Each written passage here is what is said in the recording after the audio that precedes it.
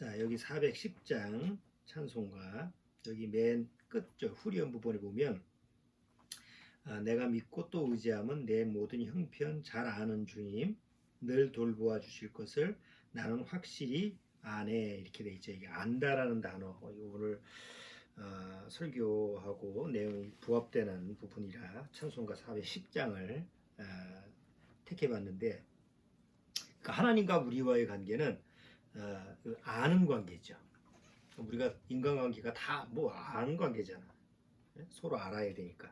그런데 하나님과 나와의 관계도 이 아는 그 안다라고 하는 이 관계가 정말 사실적으로 적용이 돼야 되지.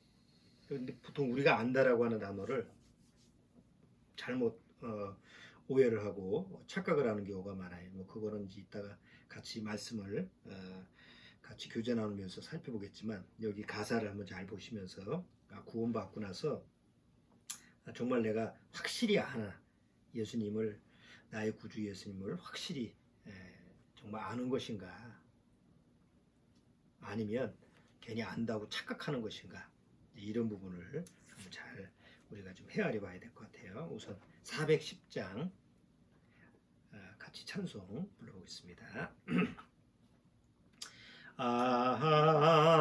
하나님의 은혜로 있을 데 없는 자 왜 구속하여 주는지 난 알 수 없도다.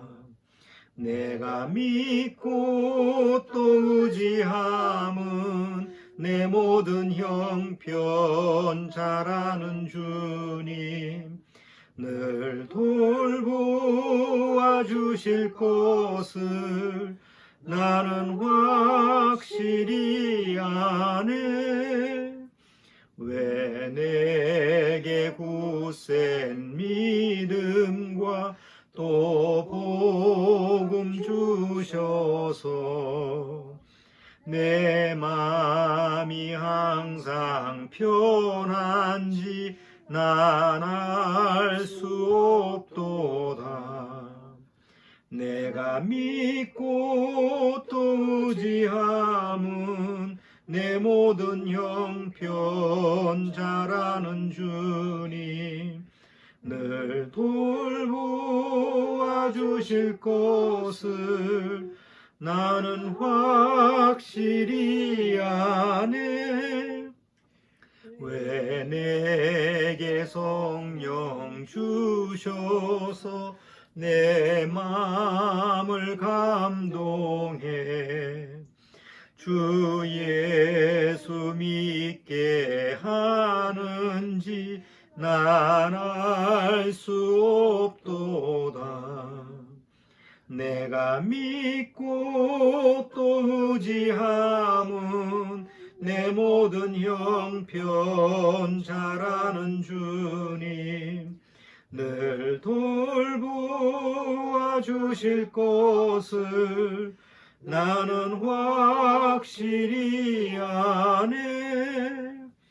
주 언제 강림하실지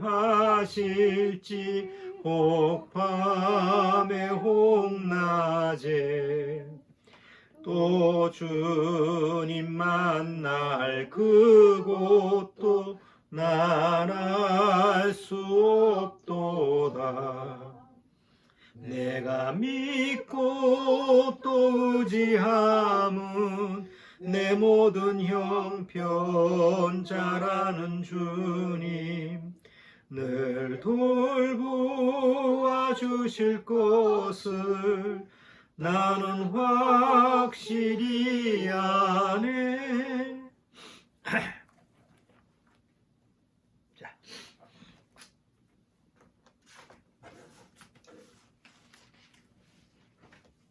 다 같이 기도드리고 오늘 같이 말씀 상고해 보도록 하겠습니다.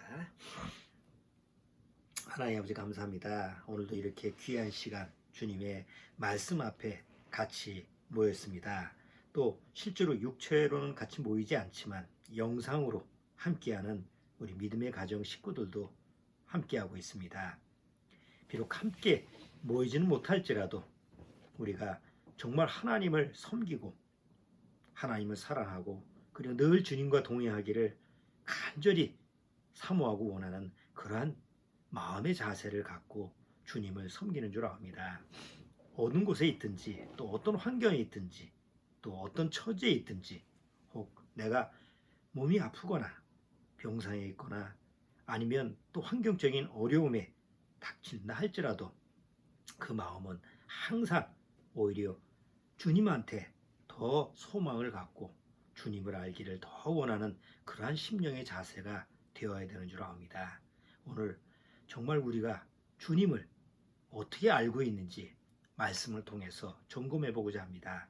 주님께서 지혜와 명철을 허락해 주사 내가 참되게 주님을 알고 있는지 혼이면 아니면 거짓되게 알고 있는지 분별할 수 있는 분별력을 허락해 주옵소서.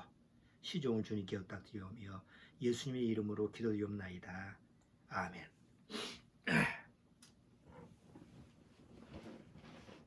자, 마태복음 오늘 본문 말씀으로 마태복음 25장을 한번 잠깐 보겠습니다. 마태복음 25장.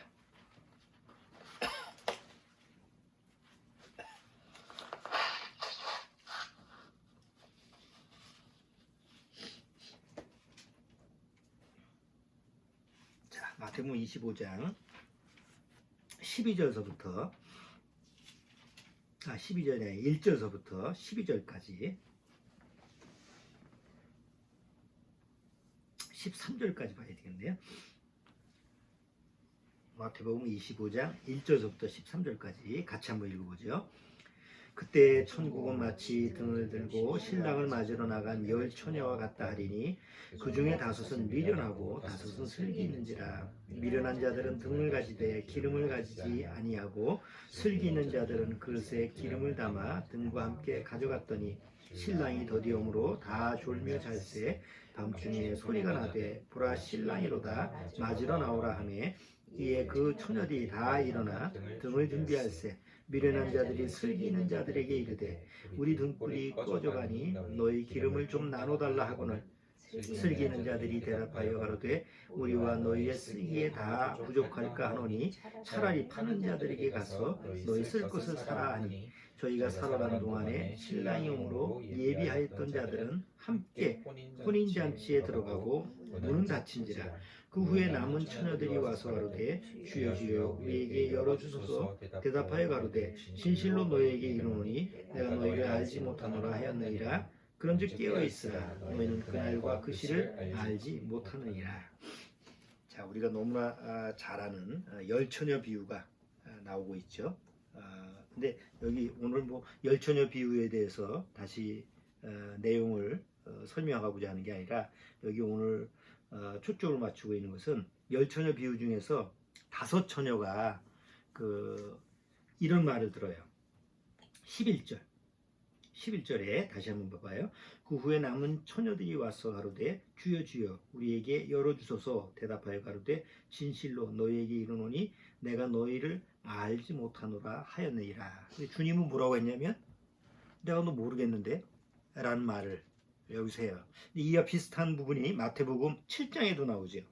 마태복음 7장 한번 봐봐요.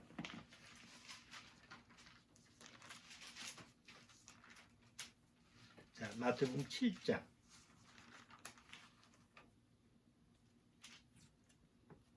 자, 여기도 22절에 보면 이건 내가 읽어볼게요.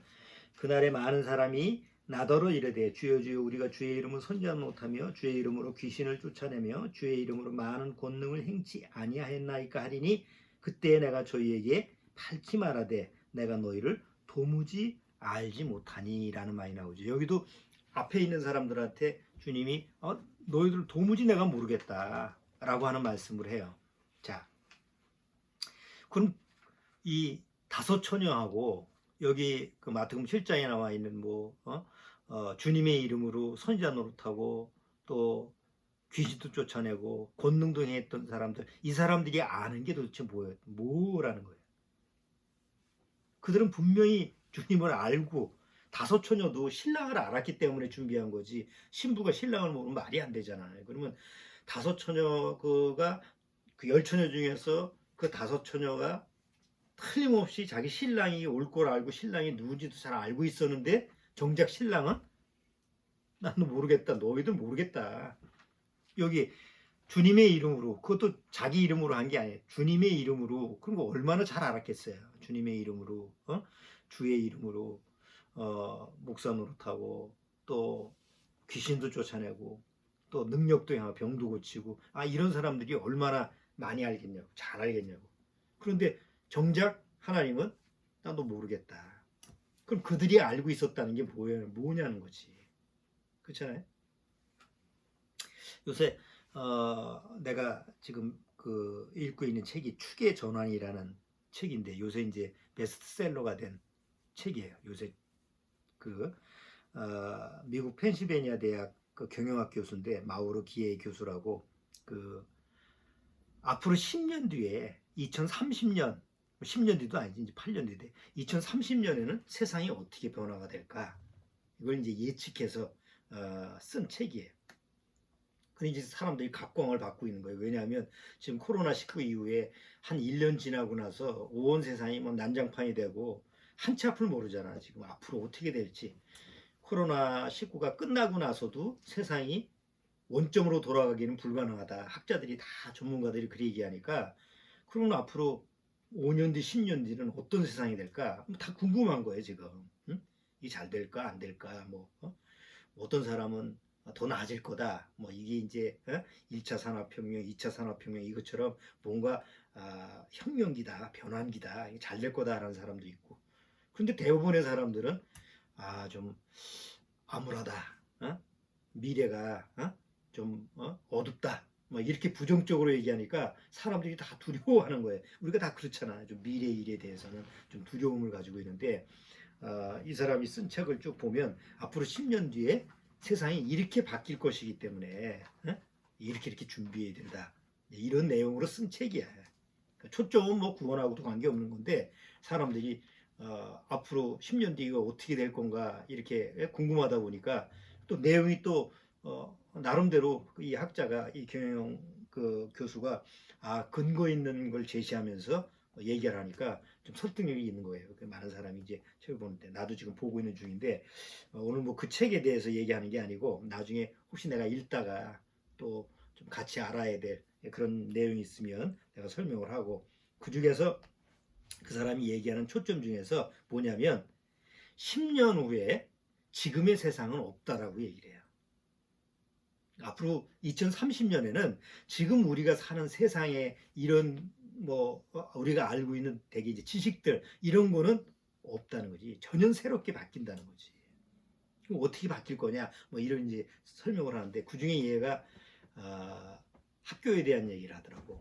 교육에 대한 얘기를 하는데 지금은 지식이 하루마다 바뀌기 때문에 옛날 같이 나는 이제 그 상고를 나왔잖아. 그럼 옛날에 상고 들어가서 가장 그 미래 계획이 뭐냐면 은행 들어가는 거예요. 그 당시에 은행이 가장 좋은 직장 중에 하나였으니까 그 당시에는 봉급도 세고 그러니까 상고 나와서 은행을 가면 평생 먹고 살 수 있다. 그럼 기본적으로 뭘 배워야 돼? 그 당시에 주산하고 부기를 배워야 돼. 기본적으로 주산 부기 자격증이 있어야지 되니까. 그러니까 그거 가지고 이제 열심히 배웠는데 지금 주산 부기 배우는 사람이 없어요. 애들도 옛날에 조금 배웠는데 지금은 배우는 애들이 없어. 왜? 배워봐야 아무 쓸모가 없으니까 계산기 두드리고 나오고 물론 원리는 기본 바탕이 있지만 굳이 그걸 안 배워도 살 수 있는 세상이니까 그렇잖아. 근데 옛날 내가 살았을 당시에는 그것만 배우면 내가 평생은 먹고 살 수 있다. 그렇지. 나 당시 나이 때에 있는 사람이 지금 은행 있으면 평생 먹고 산 거지. 그러니까 지금은 은행이 지금 요즘 시대에 지금 은행이 망하느냐, 은행이 없어지느냐 이런 말이 지금 오가는 시대인데 그게 무슨 소용이 있어? 근데 그때 생각해 보면 한 4, 50년이잖아. 근데 지금은 오늘 배운 지식이 내일이면 이렇게 소멸돼 버린다는 것이. 컴퓨터도 마찬가지지. 컴퓨터 요새 젊은 사람들이 컴퓨터 공부를 하는데 컴퓨터 공부를 한다고 해서 무슨 그 지식이 참 뭐 오래 써먹는 게 아니잖아. 또 배워야 되고 또 배워야 되고. 근데 이 교수가 얘기하는 것은 지식이 매일마다 바뀌는 그런 세태가 되다 보니까 이제 뭐 10년 뒤에 지나면 지금 배웠던 거는 뭐 아무 소용이 없어. 또 배워야 돼. 그래서 보통 지금 세대는 앞으로 10년 뒤에 가면 어, 자기 전공을 한 대여섯 번은 바꾸는 학교를 다녀야 된다고 그래요. 그러니까 50대가 지나도 무슨 어떤 전문 분야의 기술을 배우는 그런 학교를 다녀야만이, 그러니까 지금처럼 뭐 고등학교 나오고 뭐 이제 기본 과정 고등학교 나오고 대학교 나오고 전공을 선택해서 이런 게 아니고, 대학교를 나와도 요거 먹고 살만해서 요걸 하면 조금 몇 년 지나서 또 다른 걸 배워야 되고, 조금 지나면 또 다른 걸 배워야 되고, 그러니까 이렇게 세상이 바뀌기 때문에 지금 앞으로의 10년 뒤는 지금의 세상은 없다, 이렇게 이제 주장을 하더라고. 어떻게 될까? 그러니까 부러운 거야. 불안한 거지. 요새 텔레비전에 보면 AI하고 이제 서로 그 시합하는 게 있지. 전에 바둑 가지고 졌잖아. 뭐 체스는 이미 기계한테 졌고 바둑 졌고, 그 다음에 요새 뭐 음악하는, 지난주 보니까 음악하는 가수 흉내를 내는데 뭐 가수보다 더 잘하더라고. 기계가. 그 다음에 또 뭐 골프도 박셀이 나와서 골프 시합도 하고 뭐 여러 가지를 하는데, 뭐 점점점 앞으로 기계가 더 대체가 되는 시대니까 뭐 옛날처럼 뭐 조금 뭐 배워가지고 먹고 살 수 있다 이런 개념이 아닌 거예요. 그러니까 이런 시대에 우리가 살고 있다라는 건데, 내가 얘기하고 싶은 건 뭐냐면은 과연 우리가 세상에 대해서 뭔가 안다고 하면서도 조금 지나면 이게 아는 게 모르는 것이 된 거잖아. 에? 도대체 세상에 아는 게 별로 없는 거예요 지금. 그런데 하나님에 대해서 안다라고 했을 때 얼마나 많이 알을까. 되게 교회 나가는 사람들이 교회 10년, 20년 뭐 장로가 되고 집사가 되고 장로 되고 목사 되고 이렇게 하면 신학적인 지식이 많잖아. 그러면 많아질수록 나는 하나님에 대해서 많이 알아. 나는 교회 뭐 한 10년, 20년 다녔으니까, 또 목사님 설교도 뭐 오랫동안 들었으니까 많이 안다, 이렇게 생각하는데 과연 그렇게 아는 것이 정말 아는 걸까? 우리가 세상에 대해서도 뭘 안다고 하는데도 실제로 보면 아는 게 별로 없다고 하면, 이 세상을 창조하신 하나님에 대해서 내가 안다고 해서 얼마나 아는 걸까? 구원받고 나서도 그래. 뭐 이렇게 여러분들이 설교 들으면서 그렇잖아. 구원에 대한 얘기, 복음에 대한 얘기, 늘 듣던 얘기. 나 이거 아는 건데. 우리가 쉽게 생각하는 거예요. 그런데 정말 그게 아는 것이 아는 건지. 이제 오늘 이제 내가 두 가지 예를 들었잖아요. 마태복음에 7장에서 나더러 주여 주여 하는 자마다 다 나를 아는 게 아니다. 난 너를 모르겠어. 네가 나를 많이 안다고 하지만 난 너 도무지 그냥 모르는 것도 아니야. 여기 뭐예요? 도무지 모른다라는 건 아예 모르는 거예요. 아예 하나님이 나 아예 너 몰라, 이렇게 말씀하시는 거예요. 아까 열처녀 피유에서도 난 너희를 모르겠다. 그럼 하나님이 왜 그들을 모르겠다고 그럴까? 모르는 척하는 걸까? 그건 아니지. 정말 그들이 모르기 때문에 그러는 거예요. 정말 그들이 하나님을 안다고 스스로 자랑하고 자부하고 뭐 자신감 있게 이렇게 하는데도 하나님 보실 때는 아무것도 모르는 거라는 거지. 이게 굉장히 중요한 거예요. 우리가 구원받고 나서도 구원을 뭐라고 생각해? 내가 아는 거라고 생각하잖아. 그런데 실상 내가 구원에 대해서조차도 정말 아는 걸까? 하나님이 너 정말 아는구나, 이렇게 인정해 주시는 그런, 하나님이 인정하는 그런 알물 내가 가지고 있는지, 아니면 나만 스스로 짝사랑하는 거 똑같잖아. 나만 상대방을 알아. 상대방은 나를 모르는데 그건 아무 소용가치가 없는 거잖아요. 그러니까 그런 부분을 오늘 같이 한번 생각해 보려고 그래요. 쉽게 내가 한번 얘기를 해볼게. 지갑. 내가 지갑을 보여줄게. 요새는 큰 지갑 안 가지고 다녀요. 요새는 뭐 현금들을 안 가지고 다니니까 나도 조그만 지갑, 이렇게 조그만 지갑 이거 하나 가지고 다니고, 여기 뭐 신분증도 있고 체크카드도 있고 뭐 여러 가지 내가 꼭 필요한 것만 가지고 신분증, 운전면허증 가지고 다니고 혹시 몰라서 이렇게 지폐는 현금을 잘 안 쓰지만 지폐는 여기다 가지고 다녀. 뭐 차 타고 다닐 때 갑자기 카드가 안 되면 요새 카드 안 될 때도 있잖아. 뭐 에러가 나서 안 됩니다. 이렇게 같이 긁으려고 그러면 당황하잖아. 그래서 가끔 가지고 있는데 이제 한 10만 원 정도는 이렇게 가지고 다니죠. 자, 내가 여러분들한테 이렇게 보여주면 이 안에 지갑이 뭐가 있다라는 걸 알잖아. 그러고 나서 내가 이제 여러분들한테 물어보는 거예요. 이 안에 돈이 얼마나 들어 있을까요? 그러면 확인을 했으니까 보니까 뭐 5만 원짜리 들어온 거 보니까 10만 원 있네요. 이렇게 하잖아. 근데 또 다른 지갑을 내가 여러분들한테 보여주면서 여러분 이 안에 1억짜리 수표가 하나 있습니다. 믿으세요. 믿으면 있는 것이 되고 안 믿으면 없는 것이 됩니다. 이렇게 얘기한다고 한다면 여러분이 첫 번째 본 지갑을 아는 거하고 두 번째 지갑을 보는 아는 거하고 어떻게 다른 무슨 차이점이 있을까?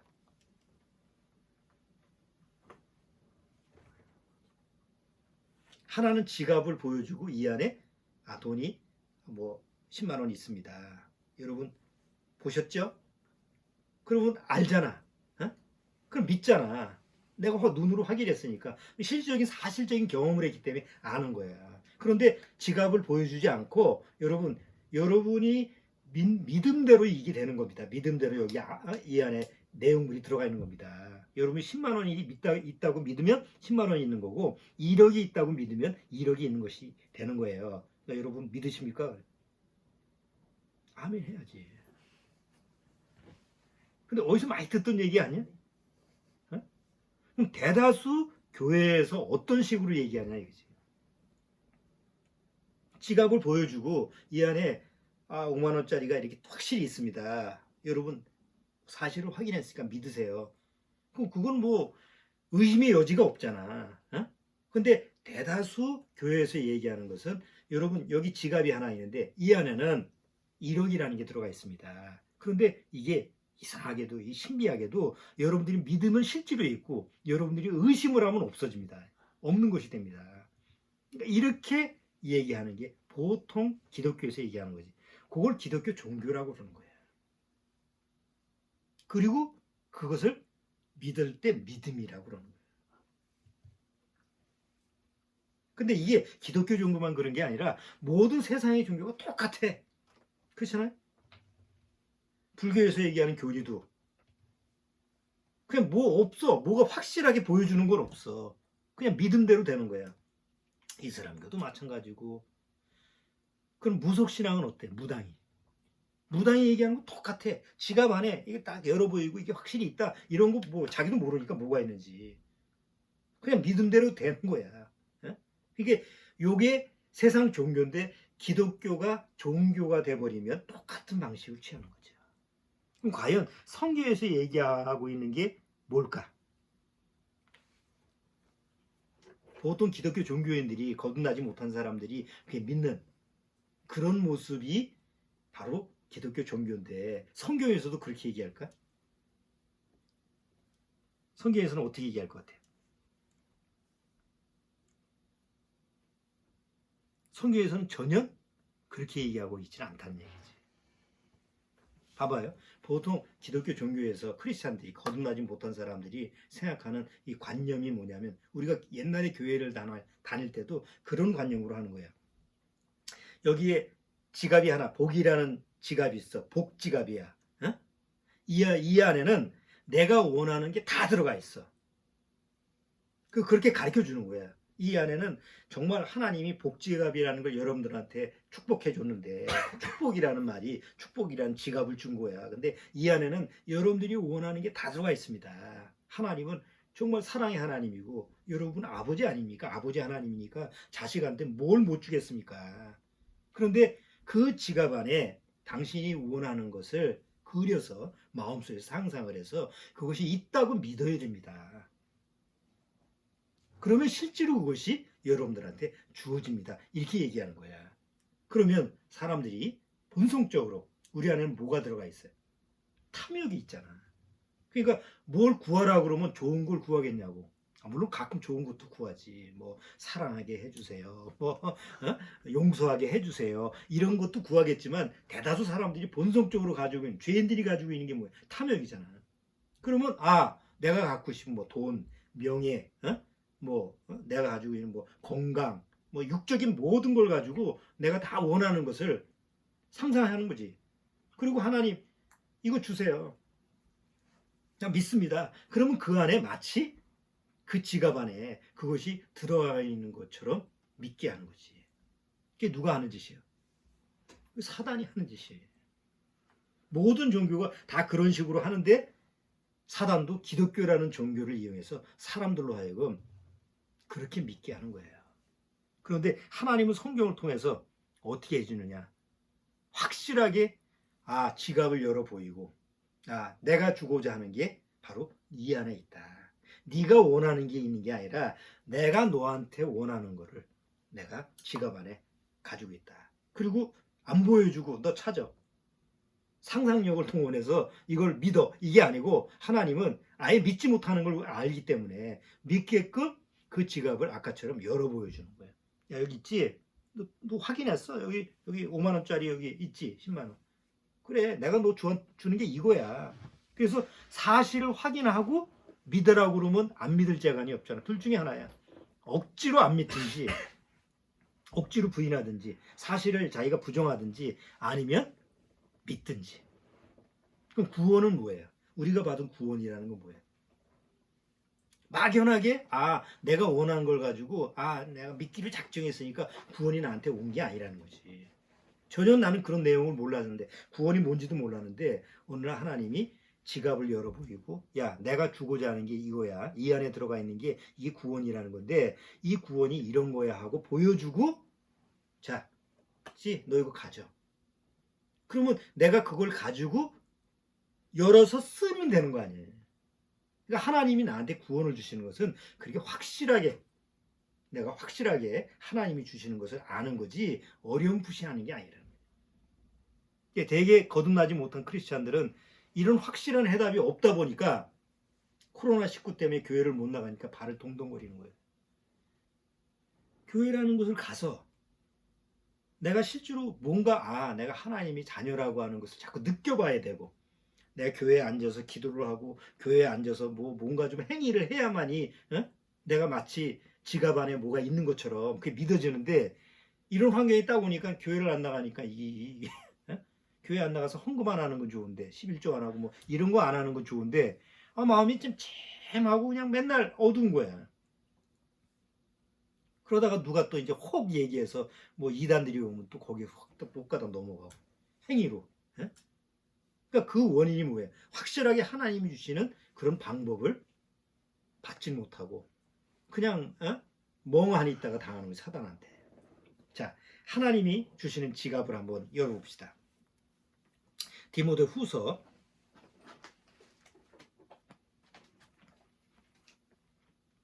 3장 15절.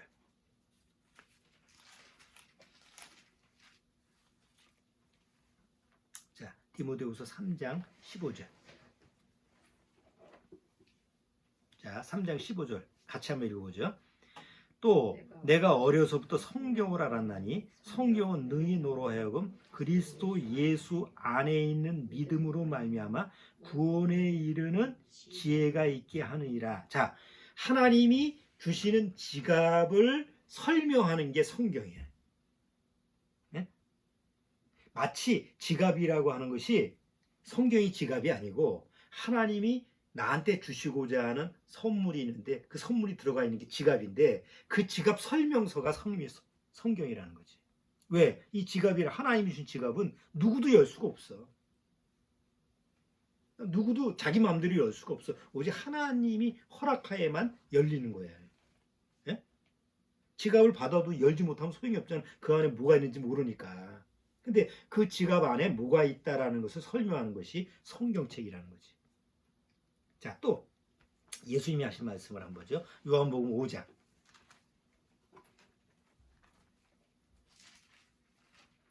자, 요한복음 5장.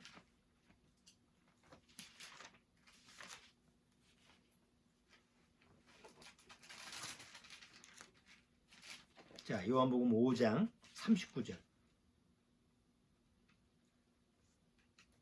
예수님이 하신 말씀을 봐봐요. 39절 같이 한번 읽어보죠. 너희가 성경에서 영생을 얻는 줄 생각하고 성경을 상고하거니와 이 성경이 곧 내게 대하여 증거하는 것이로다. 여기 예수님이 지갑 안에 뭐가 들어가 있다.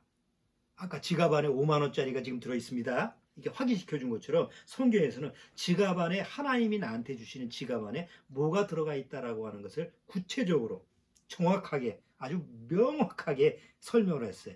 뭐라고 했어요? 너희가 성경을 통해서 성경에서 뭐예요? 여기 뭐라고 그랬어요? 너희가 성경에서 영생을 얻는 줄 생각하고, 그러니까 성경에서 뭐라고 써 있냐면 하나님이 나한테 주신 지갑 안에는 뭐가 들어가 있어요? 영생이라는 게 들어가 있다는 거지. 다른 거 안 들어가 있어. 영생이라는 게 들어가 있어. 아니 그래도 여기 뭐 성경에 보니까 뭐 부자가 되는 것도 있고 뭐 명예를 얻는 것도 있고 뭐 가난한 자를 돕는 행위도 나오고 다 있지 않습니까? 성경에는. 그거는 부수적인 일이야. 영생에 관련된 부수적인 일이지 핵심적으로 가장 핵심적인 것은 바로 영생이에요. 그러니까 하나님이 나한테 주시고자 하는 게 뭐냐? 영생이지. 그게 아버지의 뜻을 알아야 되죠. 여기 나더러 주여 주여 하는 자보다 다 내게로 올 것이 아니라 내 아버지의 뜻대로 행하는 자라야 이제 아버지한테 온다. 마태복음 7장에 얘기했어. 그런데 아버지의 뜻대로 행한 자만이 나한테 온다고 그러는데 그날에 마지막 때 사람들이 다 하나님 앞에 와서 뭐라고 하냐면 주님 내가 주의 이름으로 선지자 노릇하고 귀신도 쫓아내고 많은 권능도 행했다고 얘기하잖아. 근데 하나님이 뭐라 그랬어요? 주님이 너희를 도무지 모르겠다. 그러니까 도무지 모르겠다라는 건 뭐예요? 그들이 뭘 모른다는 얘기예요. 정작 하나님이 뜻을 모른다는 얘기죠. 하나님이 주시고자 하는 건 영생인데 영생은 받을 생각을 안 하고 엉뚱한 것을 했다는 거지. 물론 선지자 노릇하는 것도 성경에 있어. 귀신 쫓아내는 것도 성경에 있어. 그렇잖아. 많은 목사들이 지금도 우리나라에서도 귀신 쫓아내는 목사 많아. 주의 이름으로. 병 고치고 권능을 행하는 목사들도 많아. 에? 그런데 난 너를 도무지 모르겠다. 주님이 얘기할 수 있다는 거지. 그런 걸 해도. 왜? 하나님이 원래 주시고자 하는 뜻, 아버지의 뜻을 모르니까. 다 알아도 한 가지만 모르면 꽝이야. 그게 뭐예요? 영원한 생명. 영생을 모르는 거예요. 자, 문제는 6장 40절, 그 옆에 6장 40절 봐봐요. 6장 40절. 자, 6장 40절 또 같이 읽어보죠. 내 아버지의 뜻은 아들을 보고 믿는 자마다 영생을 얻는 이것이니 마지막 날에 내가 이를 다시 살리리라. 아버지의 뜻은 하나예요. 아버지의 뜻은 하나야. 뭐예요? 영원한 생명을 얻는 거예요. 보통 집에서 아빠가 자식한테 원하는 뜻이 있잖아.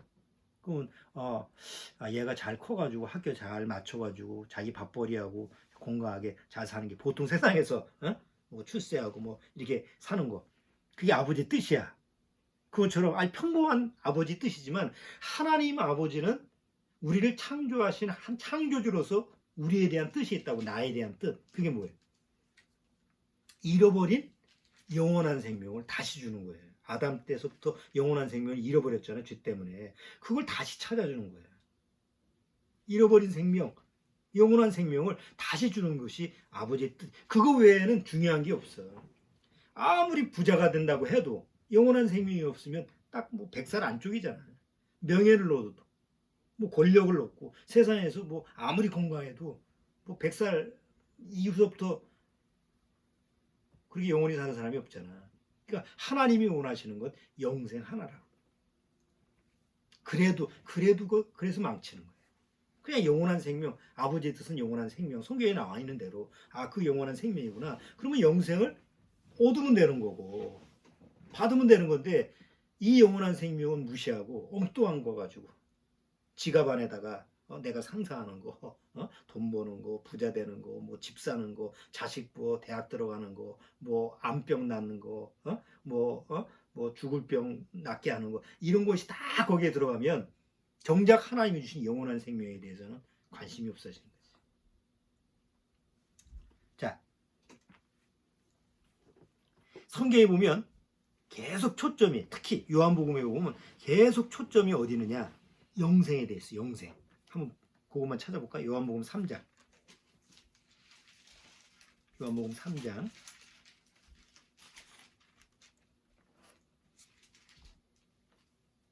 자, 요한복음 3장 16절 봐봐요.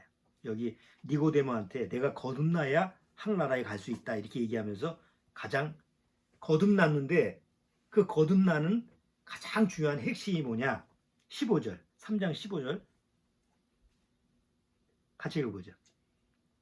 이는 저를 믿는 자마다 영생을 얻게 하려 하심이라. 조금 지나서 16절에도 읽어볼게. 하나님이 세상을 이처럼 사랑하사 독생자를 주셨으니 이는 저를 믿는 자마다 멸망치 않고 뭐래? 영생을 얻게 하려 하심이라. 조금 더 지나서 5장 24절. 자, 5장 24절. 또 같이 읽어보죠. 내가 진실로 진실로 너희에게 이르노니 내 말을 듣고 또 나 보내신 이를 믿는 자는 뭘 얻었고? 영생을 얻었고. 영생이라는 이야기. 또 39절. 아까 읽었던 너희가 성경에서 영생을 오는 줄 생각하고 성경을 상고하거니와 이 성경이 곧 내 길이에요 증거하는 것이로다. 자, 아까 6장 40절. 거기도 내 아버지의 뜻은 영생이라고 그랬죠. 47절. 6장 47절. 자, 47절 같이 읽어봅시다. 진실로 진실로 너희에게 이르노니 믿는 자는 영생을 가졌나니. 또 51절. 나는 하늘로서 내려온 산떡이니 사람이 이 떡을 먹으면 영생하리라. 54절. 내 살을 먹고 내 피를 마시는 자는 영생을 가졌고. 그다음 10장. 요한복음 10장. 요한복음 10장 28절. 10장 28절. 자, 또 같이 읽어봅시다. 내가 저희에게 영생을 주노니 영원히 멸망치 아니할 터이요 또 저희를 내 손에서 빼앗을 자가 없느니라. 또 54절. 10장 54절. 아니 12장 50절. 12장 50절.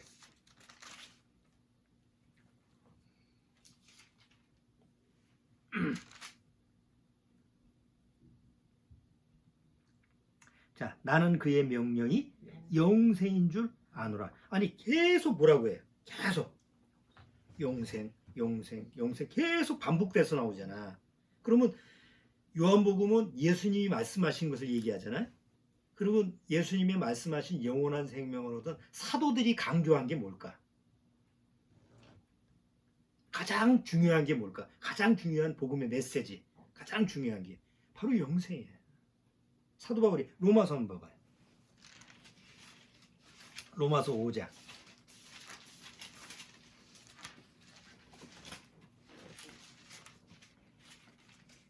자, 로마서 5장 21절. 로마서 5장 21절. 같이 읽어봅시다. 이는 죄가 사망 안에서 왕노릇한 것이 은혜도 또한 의로 말미암아 왕노릇하여 우리 주 예수 그리스도로 말미암아 영생에 이르게 하려 함이라. 예수 믿고 축복받고 예수 믿고 뭐 귀신 쫓아내고 이런 얘기가 아니고 계속 초점을 얘기하는 게 뭐예요? 예수 그리스도로 말미암아 영생에 이르게 하는 것이다. 내가 너희들한테 전하고자 하는 초점이 뭐냐? 영생에 이르게 하는 거다. 또 6장 22절. 그 아랫단 6장 22절. 같이 읽어보죠. 그러나 이제는 너희가 죄에게서 해방되고 하나님께 종이 되어 거룩함에 이르는 열매를 얻었으니 이 마지막은 영생이라. 최종 목적지가 어디? 영원한 생명이다. 그 마지막 때 봐봐. 23절. 죄의 싹은 사망이요 하나님의 은사는 그리스도 예수 우리 주 안에 있는 영생이니라. 디도서도 한번 저 신약의 디도서 한번. 디모데 전후서 뒤에 디도서 1장 2절 1장 2절 영생의 소망을 인함이라. 이 영생은 거짓이 없으신 하나님이 영원한 때 전부터 약속하신데, 하나님이 우리한테 약속한 게 물질 축복을 주고 뭐 세상 축복을 주고 건강, 이게 아니고 뭐예요? 영원한 생명. 영원한 생명을 가지고 있으면 세상에 재산이 많든 적든 그건 아무 문제가 아니야. 뭐 재산이 많으면 풍족하지, 풍족하면 누리지. 없으면 쪼들리고 괴롭지. 없는 만큼. 돈이 있으면 내가 편리할 뿐이야. 돈이 없으면 불편해. 그렇지만 영원한 생명을 가지고 있으면 그건 다 2차적인 얘기라는 거지. 건강하면 좋지. 병이 생겨서 내가 암병에 걸렸다. 내가 이제 죽을 병에 걸렸다. 그럼 고통스러워. 근데 세상적인 입장에서 볼 때는 돈이 있고 없고가 그것이 1차선이야. 그거 가지고 죽고 살고 하잖아. 건강하냐? 아니면 내가 병이 걸렸느냐? 이게 구원하고 관계없는 사람들 입장에서는 가장 중요한 문제야. 그게 가장 중요한 핵심이야. 근데 영원한 생명을 가지고 있는 사람들한테는 그것이 다 2차적인 문제라는 거지. 왜? 1차적인 것은 바로 하나님과 나와의 관계 속에서 영생이니까. 그러니까 성경을 통해서 가장 핵심적으로 얘기하는 가장 중요한 핵심적인 단어가 영원한 생명이에요. 가장 결론적인 뭐예요? 내가 너한테 주고자 하는 게 뭔지 아냐? 영생이다. 내가 너한테 약속한 게 뭔지 아느냐? 영생이다. 우리의 최종 목적지가 바로 영생이다. 바로 그 영생을 위해서 하나님이 나를 보내셨다. 예수님이 이 세상에 오신 이유가 뭐예요? 십자가에서 나를 위해서 피를 흘려 죽으신 이유가 뭐냐고. 죄사함 해주기 위해서? 아니지. 영원한 생명을 나한테 주시기 위해서 피를 흘려서 죄를 사한 거예요. 왜냐하면 죄를 사하지 않으면 영원한 생명이 나한테 오질 않으니까. 그렇잖아요. 죄가 있는 사람들은 하나님과 영원히 살 수가 없어. 영원히 살아도 지옥 가서 살지. 그러니까 예수님이 오신 목적, 예수님이 십자가에 죽으신 이유, 예수님이 부활하신 이유, 모든 것이 다 어디하고 연결되는 거예요? 영생하고 연결되는 거예요. 그래서 요한 1서 마지막에 이제 서신서의 맨 마무리가 요한 1, 2, 3서잖아. 그럼 요한 1서에 한번 봐봐요. 요한 1서 5장. 요한 1서 5장 11절. 자, 요한 1서 5장 11절 같이 한번 읽어봅시다. 또 증거는 이것이 하나님이 우리에게 영생을 주신 것과. 증거가 뭐예요? 하나님을 믿는 증거가 뭐예요? 보통 교회 나가서 하나님을 믿는 증거 간증해 보라고 하면 뭘 간증해? 기도했더니 아파트가 됐다는 등, 아파트가 5억이 10억이 됐다는 등, 아니면 자식이 잘 됐다는 등, 진급을 했다든, 별로 세상 거 가지고 얘기하잖아. 그게 간증이잖아. 근데 성경은 뭐라고 얘기했어? 증거가 뭐예요? 우리 안에 영생이 있는 것과. 또 20절 맨 끝에 자, 여기 한번 20절 봐봐요. 또 뭐라 그랬어? 아는 것, 뭘 아느냐 이거지. 뭘 아는? 안다. 또 아는 것은 하나님의 아들이 이르러 우리에게 지각을 주사 우리로 참된 자를 알게 하신 것과, 또한 우리로 참된 자 곧 그의 아들 예수 그리스도 안에 있는 것이니 그는 참 하나님이시요 뭐라 그랬어요? 영생이시라. 그러니까 뭘 안다는 거예요? 영생을 알게 한다는 거예요. 그러니까 구원은 거듭났다는 건 다시 말해서 하나님이 나한테 지갑을 하나 주셨는데, 야, 너 안에 내가 너한테 지갑을 하나 줄게. 이게 생명의 지갑이라는 건데 이 안에 열어보면 영생이라는 게 이렇게 있어. 봤지? 영생이라는 게 이렇게 꽂혀 있지? 너 언제든지 네가 필요할 때 이거 쓰면 되는 거야. 아까 지갑 열어보고 5만 원짜리 여기 10만 원이었는데 갑자기 급하면 뭐 카드가 안 되고 이렇게 하면 이거 쓰면 돼. 그러니까 내가 알고 있으니까 필요하면 쓰면 되는 거잖아. 그러니까 하나님이 나한테 영생을 주신 원리가 똑같다는 거지. 하나님이 지갑을 주셨는데 그 안에 뭐가 들어가 있어요? 영생이라는 게 들어가 있어. 나는 그걸 보고 확인했기 때문에 믿을 수 있는 거예요. 그리고 그것을 아는 걸 뭐라 그러는 거예요? 그걸 믿음이라고 하고 그것이 내가 거듭난 사람의 증거라는 거지. 그런데 이게 사실로 하나님이 나한테 영생을 보여주시고 성경을 통해서 보는 거예요. 그냥 또 어디도 환상을 보는 게 아니에요. 성경을 통해서 이렇게 내 안에 하나님이 주신 지갑이 있는데 영생이라는 게 이렇구나. 언제든지 확인만 하면 되는 거예요. 내가 지갑을 보고 내가 5만 원짜리 있나 맨날 확인하는 건 아니잖아. 한 번만 확인하면 되잖아. 그러고 나서 필요할 때 보면 있어 없어? 있지. 예? 내가 확인한 거니까. 영생도 마찬가지야. 내 안에 하나님이 약속으로 증거로 딱 주신 것이 한 번 확인됐기 때문에 거듭났다라는 사실이 한 번 딱 내 안에 고지가 된 거지. 그 다음에 내가 확인을 안 해도 내 안에 확실히 있기 때문에 언제든지 필요할 때 사용되는 거예요. 그러니까 그런 영원한 생명이 내 안에 확실히 있다 보니까 내가 믿음 생활을 하고 신앙 생활을 하고 내가 세상에서 살아가면서 어떨 때는 힘들 때 내한테는 영원한 생명이 있지. 내가 필요할 때 그것을 영원한 생명이라는 그 확실한 능력을 내가 힘입어 사는 거예요.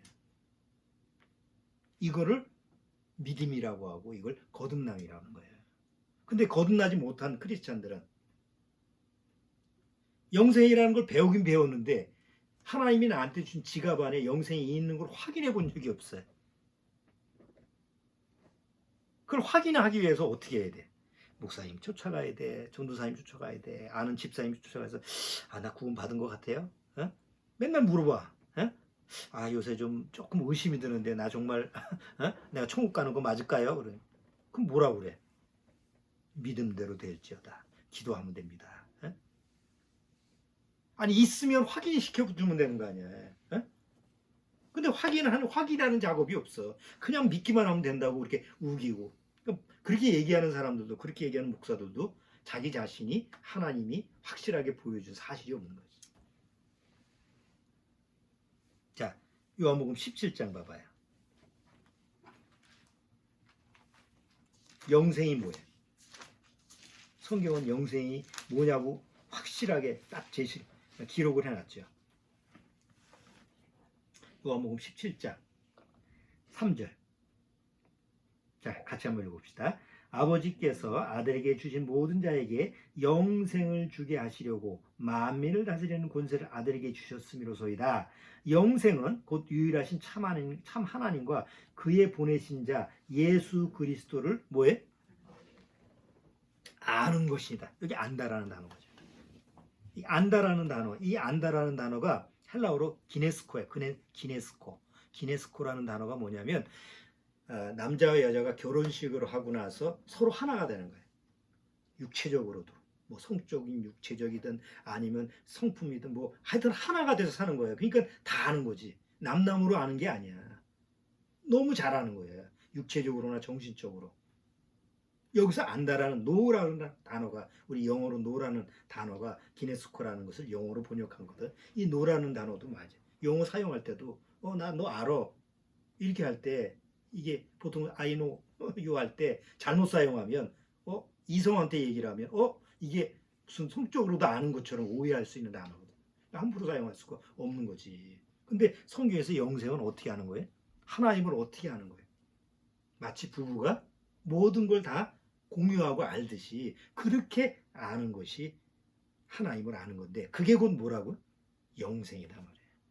그러니까 하나님이 그렇게 알려고 그렇게 알게 하면 하나님이라는 존재를 그렇게 부부관계처럼 육체적으로나 정신적으로 모든 것을 알게 하려고 하면 어떻게 해야 돼? 영생을 주시는 수밖에 없어. 확실하게 주셔야만이 그렇게 알게 되지. 근데 보통 교회 나와서 크리스찬들은 하나님을 어떻게 알아가야 된다고 생각해? 교회 나가서 열심히 배워서 열심히 공부하고 그래서 성경 공부관이 있는 거 아니에요. 1년 뭐 과정, 뭐 6개월 과정 아니면 뭐 요새 코로나19인데도 불구하고 계속 어디 이렇게 모여가지고 코로나가 이제 막 전염되잖아. 특히 교회를 통해서 모이지 말라고 할 때도 길을 쓰고 모여서 뭘 할까? 배우는 거야. 뭐 자꾸 알아야 돼.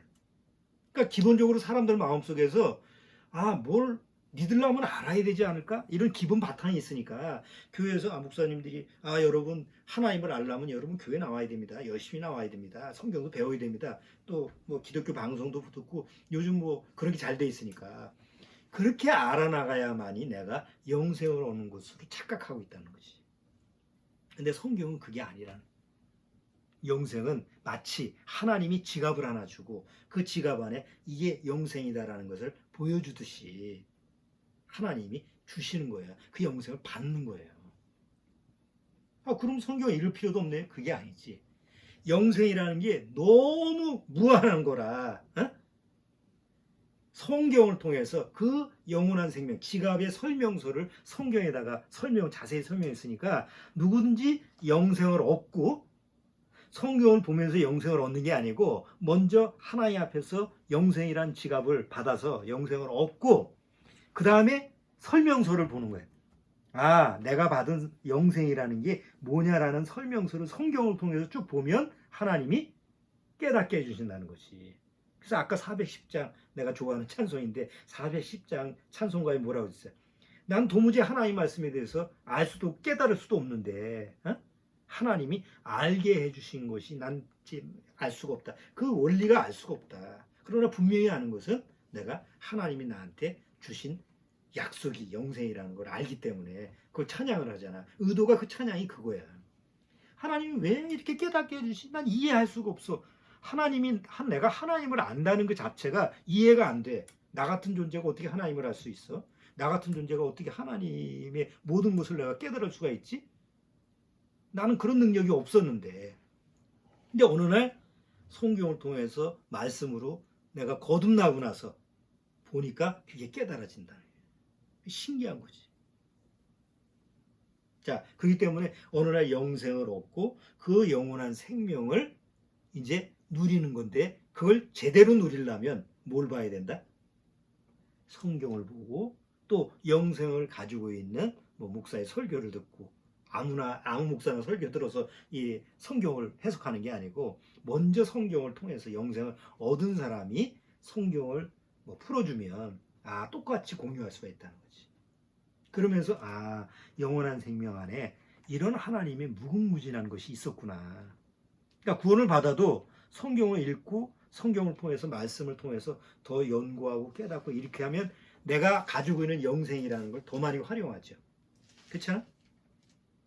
한번 생각해봐. 지갑 안에다가 5만 원짜리 2장을 줬어. 그리고 너 이거 마음대로 써. 그런데 이게 애가 받았어. 걔가 아는 수준은 500원짜리 동전. 각 편의점에 애가 와. 그러면 돈이 개념을 몰라. 그냥 돈이라는 것만 알아.